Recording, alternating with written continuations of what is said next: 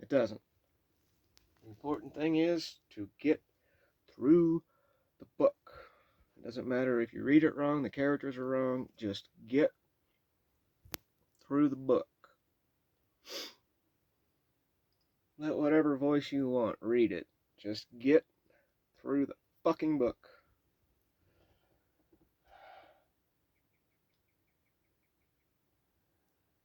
Get it out. Lean back. Lean back. Lean back.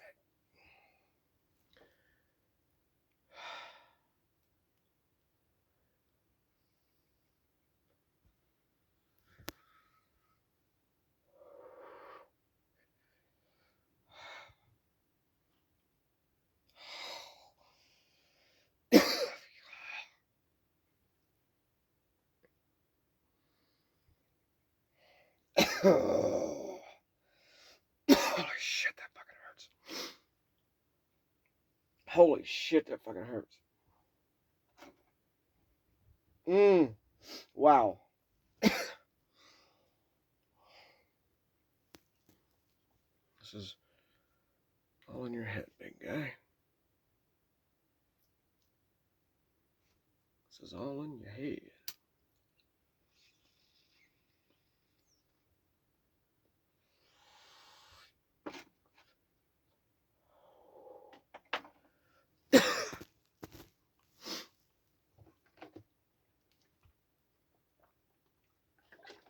Okay. Here we go. I don't think that painting needs anything, but this might be a good magical wand. Fuck, hang on. God damn it. This shouldn't be this hard. This shouldn't be this hard.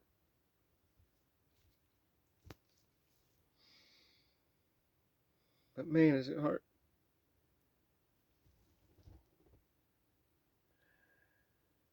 Oh, man.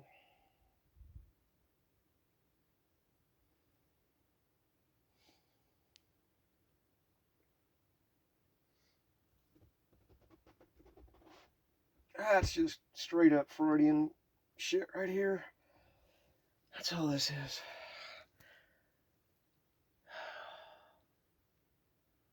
This is demons fighting back or some stupid shit like that.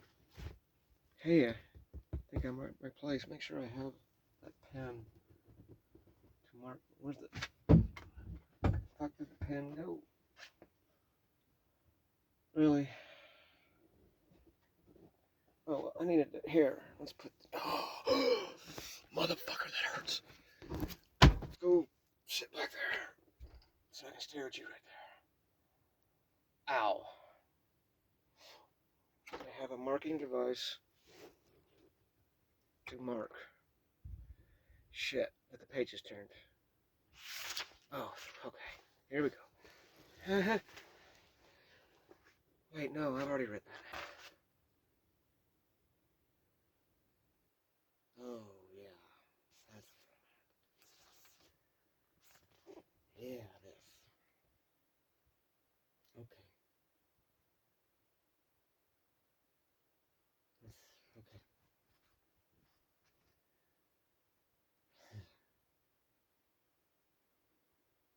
Get your cute tail out of here before you get run over, yeah?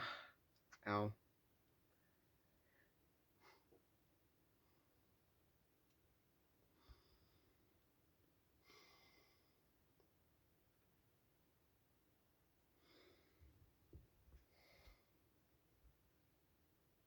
I looked one last time before she stood up and smacked me on the butt to get me moving. Then she was gone like smoke. When she was out of earshot, one of the cooks threw a piece of squid that hit me in the cheek. Whoo, I saw you looking down Trina's shirt, yeah. Oh, girl, twist your shirt tail into a knot. I knew what twist your shirt tail into a knot meant.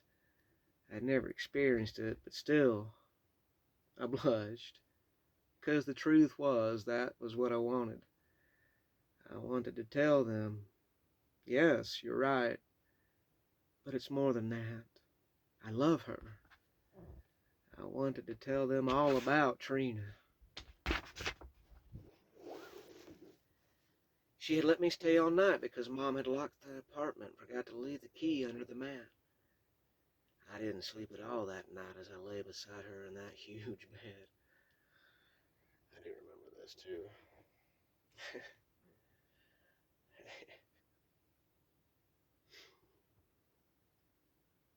This is a happy place. And a boy kind of finding a rite of passage, I guess. All right.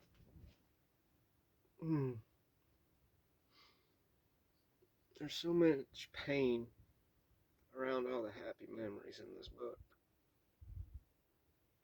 It's really hard to get through the pain and try to remember the happy memories.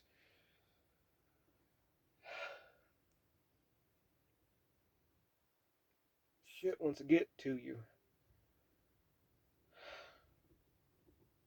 Fucking turtle. Yankee Jam.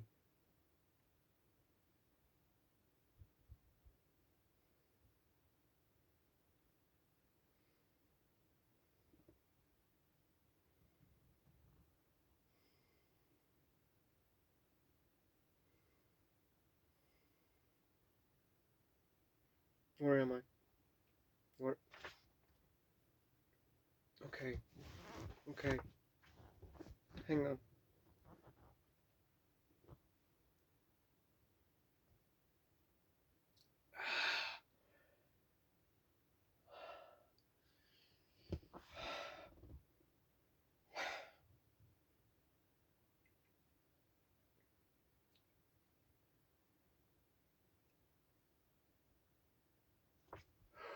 Motherfucker. Okay. Start over. She had let me stay all night because Mom had locked the apartment and forgot to leave the key under the mat. I didn't sleep at all that night as I lay beside her in that huge bed. The heat was unbearable, so we slept with the blankets kicked off onto the floor. Ah, damn, I just remembered I didn't even bathe. And I was the stinky kid, and she looked, wow.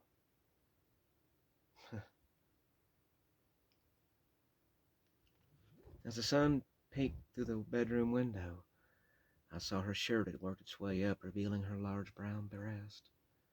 I stared at the smooth flesh, almost silk in the morning light. My penis started pushing at my fruit of the loom so bad it hurt.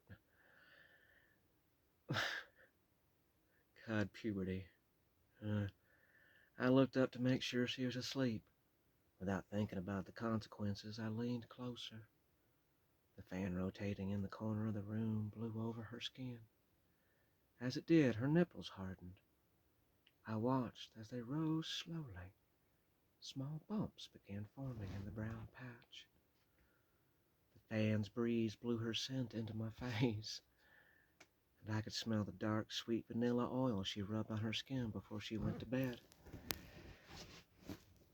Inhaling all of that, almost tasting it, made me want her so bad I couldn't catch my breath. It released something inside of me, a feeling I had never felt, never even dreamed of before. I scooted closer, watching her eyes as I did. If she woke up, what would she think? Me staring with a hard on. I scooted closer, my face almost touching her chest, close enough to feel her heat as well as the night. The fan made it around the room again, and her scent blowing over my face. It made that wanting even stronger. Never had I been this close to a woman's breast before, a real woman. I had played show me yours and I'll show you mine with the neighborhood girls, but that was just out of curiosity. I never knew what it was like to want to taste a woman. Never imagined the pleasure or the pain that was pressing inside my chest, wanting out. I never knew how much I wanted that feeling. I glanced down at her stomach, her flat stomach, white lace underwear, almost glowing compared to the brown skin. I looked up at her face, not a hint of waking up. I slid down to bed a couple of more inches, then stopped. I just leaned forward and rested my cheek on her side. She was so warm, so soft. I could sleep there forever. When we were married, I'd bring her roses and lay on her stomach. She would brush my hair with her hand, and I would tell her how much I love her, over and over again. I scooted down a little more. Her leg moved, and I closed my eyes. If she woke up, I'd just be sleeping, and she wouldn't know. Oh, please don't let her know. After a couple of minutes, I looked up. Nothing. I scooted down some more, and there was a faint outline of her ribs. I saw a small scar that looked like a check mark as I slid down the bed. I wondered how she got it. My feet were dangling over the edge of the bed. What if she woke? How crazy would it look? My feet hanging off the bed, pretending I was asleep, close to her panties. I waited, and then slid down some more until I was by her hip. I was shaking so badly it felt like the whole bed was moving. I tried to swallow. Nothing. I tried to breathe, but my breath came in short little gasps, and it felt like I was suffocating. I was shaking so bad that she would surely wake up. What would I say? What would I do? Maybe if I just told her, Trina, I love you, and would you wait until I get old enough to get a job and marry me? That was why I was looking at you like I was. And maybe she would say yes. She told me I was a heartbreaker, but I'd never break her heart. She rolled towards me. I hit the bed, eyes closed. She knew this was it. She knew what I was doing, and she was going to rolling over to smack me on the head, and she knew. I waited for what seemed an eternity. Then I opened an eye. I remember doing this. My head was right on her, just her hip. I remember going,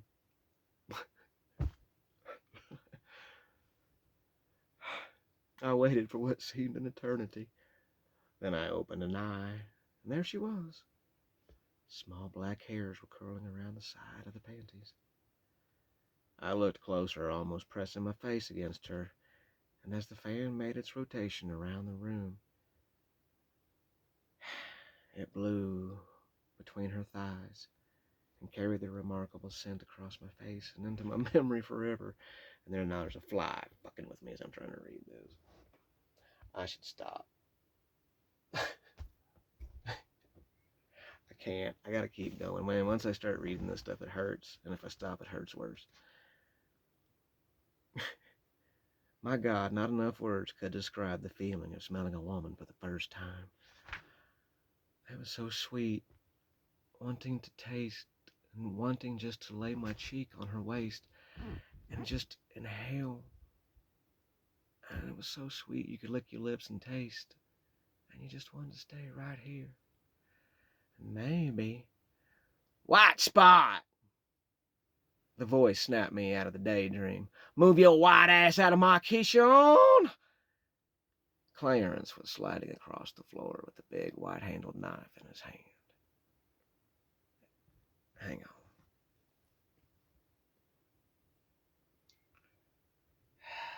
Motherfucker.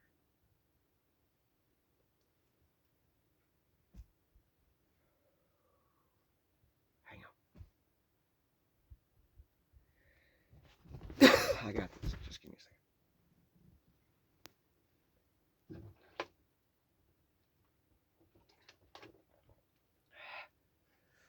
I'm hitting that damn thing too hard.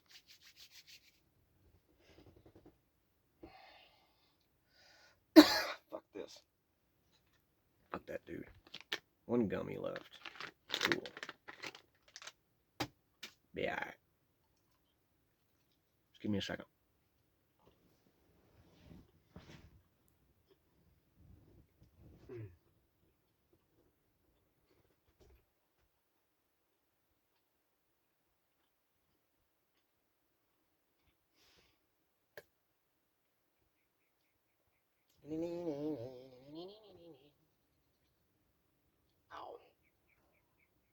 I'll get you, man. Hang on. Gotta mentally load up.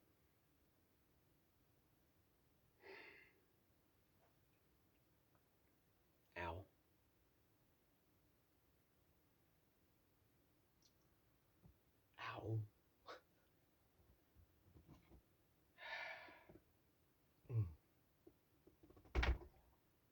Ow. Motherfucker. Boy. Boy. Boy. Get your white ass out of my key.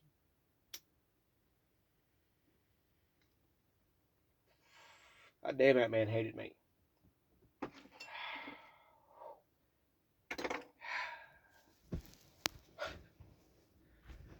damn, that man hated me. He's a burly man, darker than Julian, with arms as big as tree trunks. He had greasy black hair that looked like the same artist that took patience with Trina had quickly drawn his on with a black Sharpie, and the ink was still wet. Fly, I'm not fucking around right now. Go away. His legs and waist were always hidden by a dirty apron that was spotted red. Probably from butchering other cute little white boys that get all the attention. Who let your ass in here? He yelled, waving the knife. I didn't answer. I bolted through the door and into the bar, nearly colliding with one of the waitresses as I did. I'll get through this motherfucker. Watch out, babe. I felt hands on my lower back scooting me out of the way. You're going to get run over. I looked over my shoulder. One of the waitresses, I couldn't remember her name, was smiling at me. I smiled back and walked over to the table in the corner along the bar, out of the way and out of sight, away from Clarence. I wasn't even supposed to be there, but Julian told me it was the white spot. A white table just big enough for me to sit without being in anyone's way. I smelled Trina's perfume and turned just in time to see her floating towards me with a big old bowl. Here you go, heartbreaker. It's a big bowl, so I didn't put so much rice in it this time.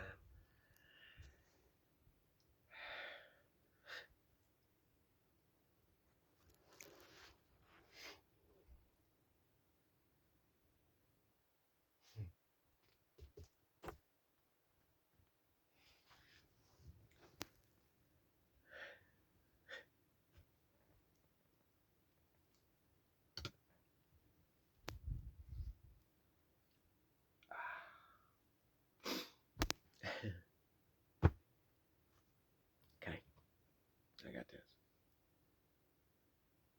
First time I had eaten gumbo, I wolfed down more rice than soup and nursed a stomach ache most of the night. You don't want to do that, man. That sucks. Little rice, lots of gumbo. Helpful hint. I looked down at the bowl. My God, I thought, she's trying to kill me. And the bowl was fucking huge. Always was. Every meat conceivable was dumped into the massive pot. Shrimp, shrimp, chicken, crab, clam, sausage. It was my favorite, and all of it was in there. When I grabbed the spoon and swirled the soup around, a big pink shrimp floated to the top. I snagged it before it disappeared and popped it in my mouth. The shrimp exploded with incredible spice. I took a deep breath, exhaled, and let the warmth slowly take over my body. Good food does that. Fly. There's one fly in here. Pissing me off. It's a test. Hang on. I got this. I could feel the comfortable feeling that only a full stomach brings. And I was surrounded by people that I felt comfortable with, and I felt safe. Stay. I pulled the pen out of my back pocket and began to scribble on a napkin. Home is a fire that keeps rolling downhill. Hello, Hemingway. Find you a queen well clean. Damn it. Give me a minute. Damn it. There's a thin line between hitting too much and not enough. You gotta deal with the emotions first.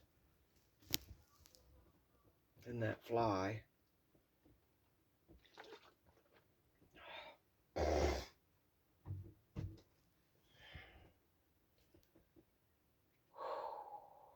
should be holding something. Okay. I got this. I pulled the pen out of my back pocket and began to scribble on a napkin. Home is a fire that keeps rolling downhill. Hello, Hemingway. Find you a clean, well-lighted place? Hey, Rizzo, I said, looking up. Rizzo wasn't a mean man. Far from it. He just had a rough life, and he had the scars to prove it. From a distance, those scars made him look very scary. But he wasn't. Women called him even beautiful, even with the scar, with the lungs. Starting to remember Rizzo. A lot sober. Oh, damn, that man's seen some shit. Women called him beautiful, even with the long scar on the right side of his face. It started somewhere in his scalp, ran down his forehead, over his left eye and down his cheek. The left eye was a mix of light blue and pale white, completely useless for sight. Trina had once said that the scar made a beautiful man, now an aggressively gorgeous god. God. Did you get that journal yet? He asked, crouching down by my table. No, I haven't had the money. Mom hasn't been home for about a week. Besides, every time I mention to her about being a writer, she just shakes her head and goes on a rampage about not being able to make a living at it. So I try not to bring it up. Rizzo rested his arms on the table. On the left arm, inside near his wrist, the words, "Violence begets me," were tattooed in black ink. On the right arm, in the same place, only with red ink, was, "Vanity is my favorite sin." He placed a $5 bill underneath my glass and gave me a wink with his good eye. "Get the journal and some pens. Write me something special. We'll talk later." He stood up and vanished into the bar with the cheerful greeting of, "Rizzo!" Here we go. I heard the church bells ringing as I got up off the hardwood floor. Bones groaning in disapproval, my stomach growling for attention. I tried to stretch out the kinks in my muscles. No luck. I tried to stretch the wrinkles from the clothes I had bought from Goodwill. Again, no luck. The day before, I broke into a car in the Safeway parking lot and searched it until I found about $3, mostly pennies, in the glove box. I locked the car back up and went to the local thrift store. A beautiful black lady in a white silk dress tried to help me find my clothing size. "I'm sorry, we just haven't had much luck, and this is the smallest pairs of shoes I can find. But if you don't mind, we'll just stuff a little toilet paper in the toes. No one will know. It's good to go to church. You look so handsome." The woman smiled as she took a step back and stared.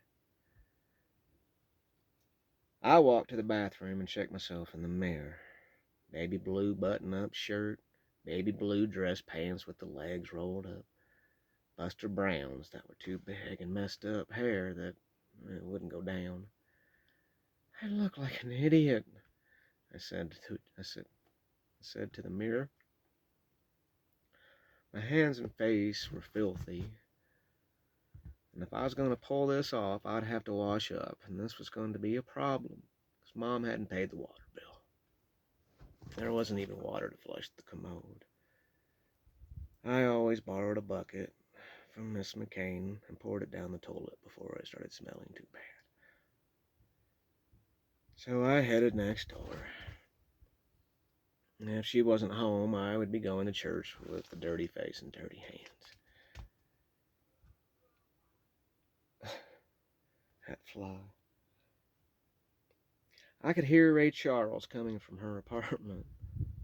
Ray Charles on Sunday. She had told me Stephen, her husband, used to always listen to Ray Charles on Sunday. And she did the same when she was missing him. I hoped I wasn't disturbing a moment she wanted to herself.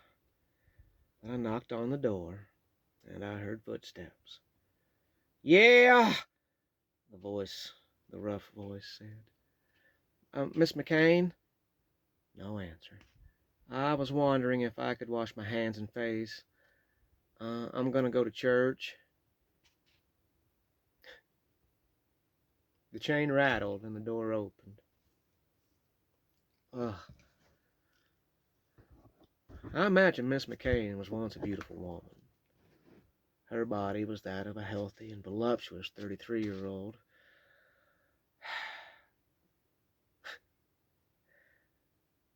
Her body was that of a healthy and voluptuous 33-year-old, but when you saw her face and looked into her eyes, she was much, much older. I never saw her without black circles under her eyes, and it always looked like she had just finished crying. She never really smiled, just sort of this grimace grin that always stayed on her face. "Good morning." She raised a glass of clear liquid to her lips and took a big gulp. "Don't you look blue?" I got the clothes from a thrift store. It was all they had that would fit me. "Are you okay?" "Fine, fine. Just tying one on. Come on in, sweetie. I heard the church bells a while ago. You need to hurry." The apartment smelled of cinnamon and jasmine, and as I walked down the hall, I looked into her bedroom and saw a woman asleep on the bed. I couldn't help but stop, but I couldn't help but stop and stare. The woman was very dark. She was naked, and her body was just as athletic and voluptuous as Miss McCain's. For a moment, I thought it was Trina, and my stomach tightened up. I felt a hand on my head. "Quick, sneaking peeks and get in the bathroom." "Sorry, she's very beautiful." "I know. I stare too, but little young eyes shouldn't see these things." The door closed on the woman as Miss McCain let out a soft sigh down at the floor, then shooed me down the hall.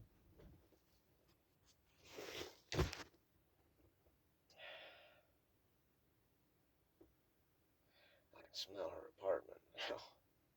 I remember it very well. Lots of cigarette smoke. Underneath all that cinnamon, jasmine, vanilla.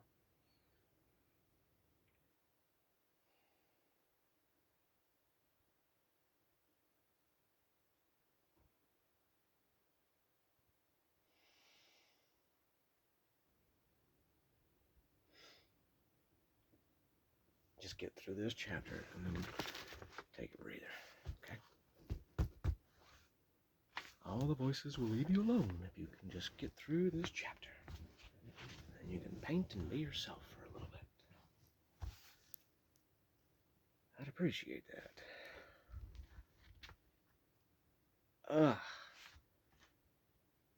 Don't grind your teeth. Where am I?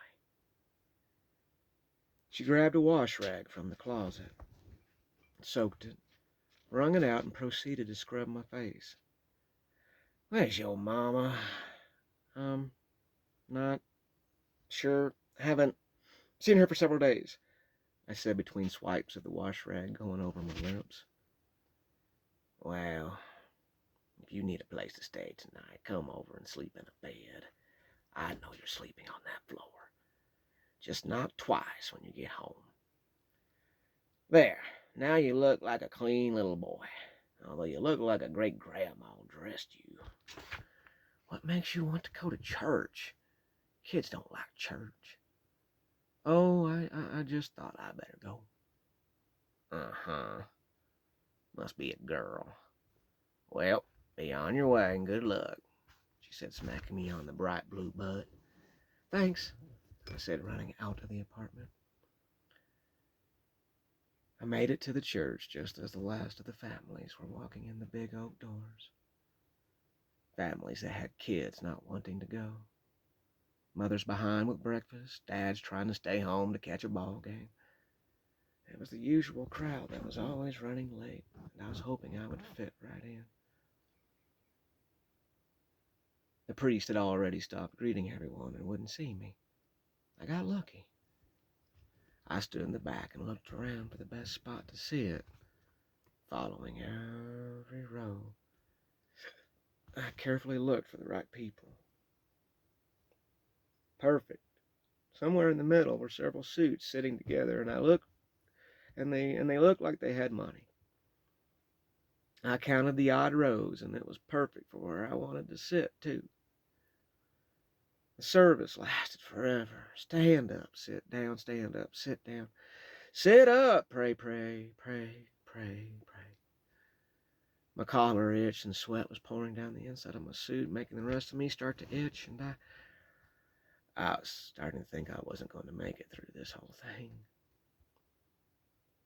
Any second I was going to hop up, scream, and run out of the church, tearing off my clothes as I did. But then the priest acknowledged the passing of the plate, and everyone started singing. I watched in fearful anticipation as the plate made it from row to row. People beside me were messing with their baby, trying to keep it quiet. They were losing the battle. The lady on the other side of me was busy staring at the ceiling, belting out the hymn like she wanted the hand of God to come down and brush her cheek and tell her to keep going and keep up the good work. The plate floated our way, and the couple threw their envelope in the plate. They passed it to me, then went back to trying to soothe the baby. I looked into the bowl and saw several $50 bills at the top that the older guys had put in. I knew I could rely on them. They didn't use the envelope supply because they wanted everyone in the aisle to know that it was them that had put the money in. I took the empty manila envelope with the little gold cross on the front, and I sat it down on top of one of the 50s. With my two fingers curled and cupped around one of the bills, until I took it out and I passed the plate on and didn't miss a beat. I'd practiced this moment so many times in the apartment that it went better than I'd hoped. The lady never looked down, and her husband reached around her, grabbed the plate, and kept passing it on. My stomach in a hungry, desperate, nervous knot. I bowed my head and prayed that no one in the pew behind me saw what had just happened. Okay, I did it. Fuck it, I did it. I got through that. This shit'll get easier. Okay, my turn. Now I can just be me for a minute.